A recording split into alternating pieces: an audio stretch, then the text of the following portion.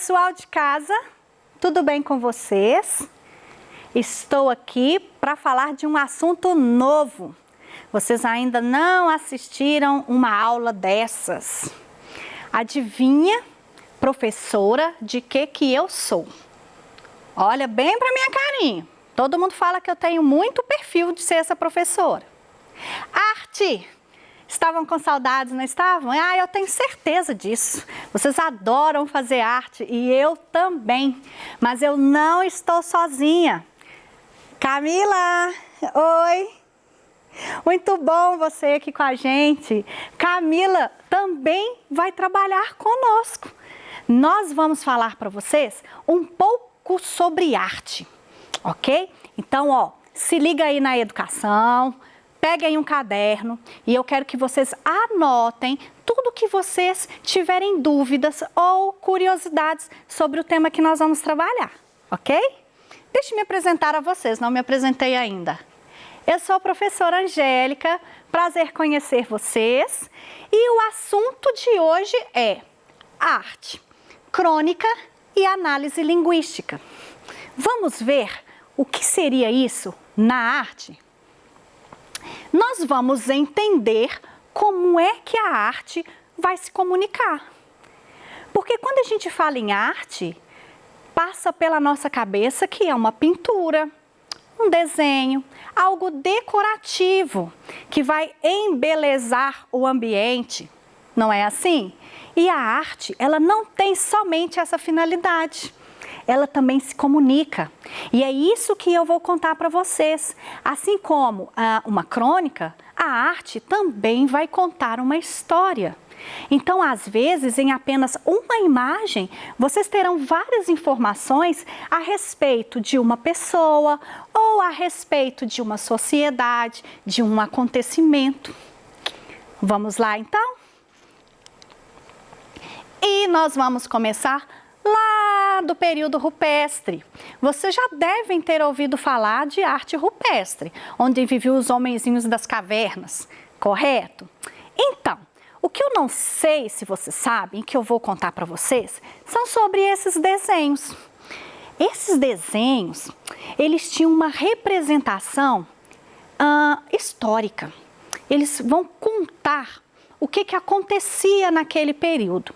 E é por causa destes desenhos e de outros artefatos encontrados que nós hoje podemos mencionar um pouquinho sobre como aquele povo vivia. Tem uma coisa muito legal da arte rupestre. Primeiro, eles desenhavam as cenas de caça. E essas cenas de caças, muitas vezes, eram estratégias de como é que eles iam fazer para capturar determinado animal. Então, assim como hoje nós temos no esporte, por exemplo, você desenha os jogadores e o técnico não fica assim, olha, você vai correr pelo lado de cá enquanto eu venho para cá. A arte rupestre era assim também. Às vezes, eles desenhavam para montar estratégias de como seria mais fácil capturar um animal. E vocês não vão acreditar em uma coisa. Os desenhos para eles tinham poderes mágicos. Sabiam disso? Quando se desenhava na rocha, lá na parede, eles acreditavam que estavam prendendo a alma do animal na pedra. E assim ele não poderia ir muito longe. Ia ficar mais fácil a caçada, você não concorda? É como se prendesse a sua sombra, né? Igual Peter Pan. Peter Pan não pode ficar sem a sombra. Não é a sombra do Peter Pan que fugia dele? E ele tinha que amarrar a sombra? Então, no rupestre ele já tinha algumas crenças, alguns rituais. E um desses era, faça o desenho do animal ali na rocha e você prenderá a alma dele.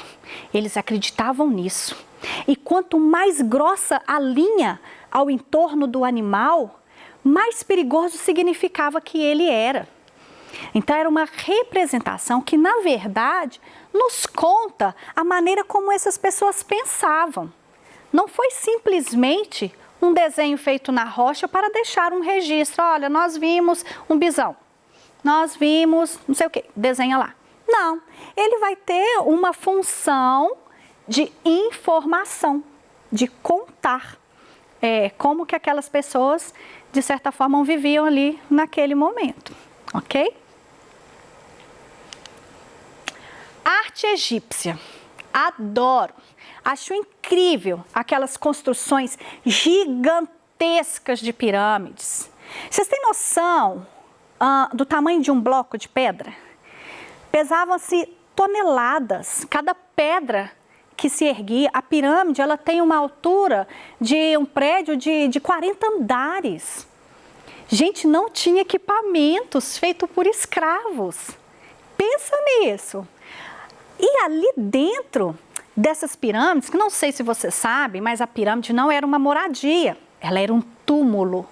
Tudo que era construído ali era pensado na morte. Os egípcios acreditavam que depois que eles morressem, eles voltariam a viver. E é por isso que existiam as múmias. Você já pensou? Tá, morri. Eu sou uma faraó, tá bom? Morri. Mas ninguém me embalsamou. Eu não virei múmia. Acontece que eu voltei. Cadê meu corpinho? Vou para onde agora? Né? Então precisava se manter um corpo o melhor possível para que essa alma pudesse retornar. E dentro dessas pirâmides, nós vamos ter várias gravações nas pedras, que a gente chama de baixo relevo. Alguns baixo relevo, nós vamos ter alto relevo, que é uma espécie de desenho na rocha. Um deles eu coloquei aqui para vocês. Essa imagem vai representar o faraó Akhenaton e a sua esposa Nefertiti, que aliás Nefertiti me parece que significa assim que ela é muito bela, né? Ela é conhecida na história como uma das egípcias mais belas que teve. E nós temos uma particularidade nessa imagem. Veja bem, o faraó, ele se considerava o Deus personificado, ou seja, ele é o Deus na terra quem manda é ele é o Deus. E eles acreditavam em vários outros deuses, ok? E ele não aceitava que a representação da pintura dele ou dos desenhos fosse inferior a algum outro. Ele era a figura central, a representação dele era sempre grandona, seguida da esposa, sacerdote, não sei o que, até chegar lá embaixo nos escravos. Mas a representação do faraó era que ele tinha que ser representado o grande, o Deus. E isso muda quando Akhenaton assume o reinado. O que acontece? Ele passa a pregar o monoteísmo. Começou aí, muito diferente das outras dinastias. Ele acreditava em um único Deus, onde ele representa aqui, ó, nesse círculo aqui em cima, que é o Deus Sol, Atum.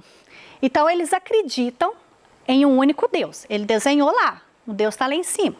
Esse Deus, ele joga bênçãos para a família dele, representada pelos raios aqui. No nosso lado direito, nós temos aí o faraó. Ele está sentado ao lado da esposa. Isso não aconteceu na história do Egito, apenas na dinastia de Akhenaton. Ele se iguala, ele coloca a esposa e ele no mesmo patamar. Aqui ele representa uma família feliz, tá? Uma família vivendo um momento ali de confraternização, de conversa. Ele está com os seus filhos no colo. Então, essa imagem, ela é uma imagem que muda a história toda do Egito. Porque até então, o faraó, ele não era considerado um homem, para ele era o Deus maior de todos. E nesse período, apenas nesse período, isso muda. Mas depois ele morre e volta tudo ao normal. Começa a acreditar em todos os deuses de novo e volta a ser o que era antes. Arte grega. A Grécia, o berço da beleza. Ô Grécia, quem mandou você inventar essas coisas de padrão de beleza? Eu não tenho tempo de ir na academia, Grécia. Não dá para ter barriga de tanquinho, Grécia. Aqueles caras saradinhos, vocês sabem que lá era o berço das Olimpíadas, né? Poxa, as pessoas só ficavam malhando. E outra coisa, Não podia ser só bonito, não. Tinha que ser inteligente. Fica a dica.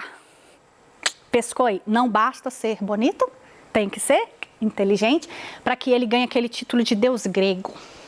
Tá vendo os meninos que gostam da academia? Vão malhar na escola, hein? Para ser um verdadeiro deus grego, certo? Então, na Grécia, as representações da figura humana, elas serão toda simétrica, eles vão ter as medidas padrões do corpo para fazer aquela representação bem fiel. Era muito fiel, não, porque transformava tudo em beleza. Era como se fosse um Photoshop.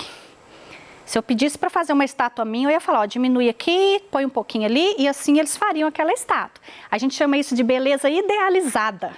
Lá tinha uma beleza idealizada. Eu coloquei aqui para vocês a imagem de um vaso. Que era também uma prática muito comum e muito valorizada na Grécia. E nesse vaso há a representação de duas pessoas jogando dama. Olha o intelectual representado aí. Então, ao ver essa imagem, ela está te contando alguma coisa. Nesse caso, mostrando sobre o intelectual que também era valorizado na Grécia, além do corpo. Arte romana. Roma copia tudo de Grécia, menos algumas coisas. Ela não tem beleza idealizada. Se o cara era feio, a escultura é feia também. Feia assim, né? O que é feio para mim e feio para você? Não se sabe. Mas, como nós tínhamos um padrão clássico, que a Grécia impôs esses padrões, tudo que fugia a esses padrões era considerado feio. Então, se tinha ruga, uma espinha, né, igual tem uma espinha aqui, isso era considerado feio, imperfeições, né, não era perfeito como os gregos. Mas essas imperfeições, elas serão retratadas na arte romana. E eu acho muito interessante, eu coloquei aqui para vocês a coluna de Trajano. O Trajano, ele manda representar todos os feitos de guerras, de lutas e que o império dele passou naquele momento. É uma coluna, se eu não me engano, tá? Acho que tem em torno de 38 metros de altura, não tenho certeza. Ela é bem alta, com mais de 1.500 gravuras, cenas de lutas, cenas de guerras ao entorno dessa coluna. Ela sobe como se fosse um espiral, contando todos os feitos que foram realizados no domínio enquanto Trajano dominava ali, tá? Após a morte dele, ele vai ser enterrado próximo aí a essa coluna. Ela se torna então um mausoléu, né? Já que o corpo de Trajano está lá. Então aqui tem uma riqueza histórica, né, que você pode ver, assistir ali ao analisar todas as passagens, como é que aconteceram as conquistas, as derrotas lá no Império Romano. Arte medieval ou arte cristã. Linda, linda, linda de viver. Aqui eu coloquei uma parte específica da arte medieval para vocês, que é o vitral que fica dentro da igreja de Notre Dame, que pegou fogo, infelizmente. E dessas imagens, eu escolhi uma que chama a Árvore de Jessé. Lá na Bíblia tem um trechinho que fala mais ou menos assim: porque brotará um rebento do tronco de Jessé, e de suas raízes um renovo frutificará. Esta passagem, que é de Isaías, ela está representada nesse vidro.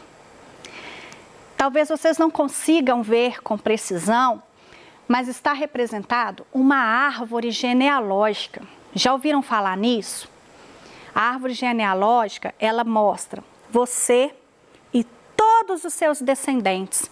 Você, pai e mãe por parte de pai, pai e mãe por parte de mãe, e aí desce os tios e tal, e aí cresce aquela árvore genealógica. No vitral está representado, Jessé sonhou com essa árvore genealógica. O que seria esse renovo frutificará? Esse fruto é Cristo, que vai aparecer lá em cima, representado. Aqui nessa imagem, nós vamos ter 4 reis e uma série de representações dessa geração que antecede a vida de Jesus Cristo. Viu só? Arte contando história? Lindo, né? E no Renascimento? Quem nunca viu A Última Ceia de Leonardo da Vinci? Vou contar para vocês uma curiosidade. Vocês sabiam que a Última Ceia ela foi pintada em uma parede? Ela está dentro da parede de um mosteiro. Esse mosteiro, ela fica dentro de uma sala onde as pessoas se reuniam para alimentar. Ela funciona como um complemento dessa sala, ok? E aqui a gente vai ver uma representação seguinte, Jesus no centro e os demais agitados. Por quê? Porque aqui Jesus falou que ia revelar o homem que ia o trair. O único que está de boa é o Judas, que é o quarto aqui, ó. Tá assim, ó. Sei de nada. E o restante lá. Ai, o que está acontecendo? Quem será? Quem será? Arte moderna. Quem nunca ouviu falar no grito? Uma representação do pânico, do medo, né? Ele pode representar aqui pra gente a situação do artista que no momento ele se representou em pânico, ele sofria de alguns distúrbios de depressão, pode ter sido representado também, pode nos representar também socialmente, o medo das coisas que estão nos acontecendo. Os retirantes de Portinari. Essa imagem, ela conta para a gente sobre os nordestinos que tiveram que migrar, que sair do seu local em busca de uma vida melhor. Eles estão fugindo da fome, estão fugindo das secas. Então, olha só, as figuras, são 5 crianças representadas aqui, 4 adultos, todas elas representando a fisionomia muito triste, muito magros, representando a fome, certo? E isso, infelizmente, conta também um fato real, que acontecia com muita frequência. E até hoje nós vemos muitas famílias que precisam se refugiar em função das guerras, passando fome, necessidades, buscando aí uma vida melhor. Então, a arte, ela é assim, para ser vista. Ela é popular, ela é erudita, ela retrata e ela recria. Ela encanta e espanta. Ela é alegre e entristece. Ela é entretenimento, ela é conhecimento. Catarse. Vou deixar uma tarefa. Não vou falar para vocês o que é catarse. Leiam. Vai lá no dicionário e busca o significado disso aqui, ó. Eu vou só te falar uma coisa. Eu sinto. Não sei se você sente. Tem pessoas que não. Eu sinto. Curiosos? Espero que sim. Eu quero que vocês também pensem em uma atividade para que vocês façam e depois levem para a escola, que eu tenho certeza que o professor de arte da sua escola vai adorar fazer uma instalação com esse tema. Segue aqui para vocês um passo a passo. A gente vai criar, eu gostaria que vocês criassem como se fosse uma cápsula do tempo. Só que nós vamos utilizar uma garrafinha descartável. E eu quero que vocês escrevam em uma folha mensagens de vitória. Por quê? Vamos escrever sobre nossa atualidade. Nós estamos vivendo um momento de pandemia, um momento de desespero, um momento de muitas perdas, um momento de medo, assim como na obra O Grito, certo?